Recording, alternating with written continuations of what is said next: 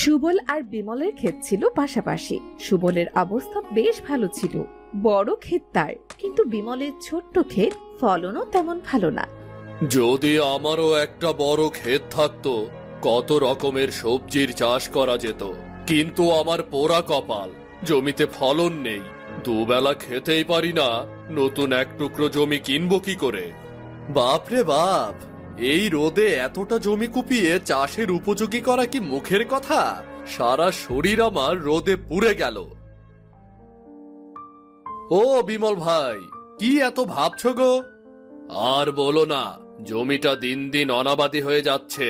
এমন চললে না খেয়ে তো মরতে হবে। জমিতে ভালো মানের সার দাও, পানি দিয়ে জমি তৈরি করো, দেখবে ভালো ফলন পাবে। আর বলো না, বাজারের সবচেয়ে ভালো সার দেই, কিন্তু সার আর পানির দামও ওঠে না এই জমির ফলন থেকে। হাল ছেড়ো না ভাই, বিধাতা একদিন না একদিন ঠিকই মুখ তুলবেন। আজ ঘরে ফিরি, এত রোদে আর মাঠে থাকবো না। তুমি কি করবে? খানিকটা জিরিয়ে আরো একটু জমি তৈরি করব, তারপর ঘরে ফিরবো। এত কাজ করে কি হবে?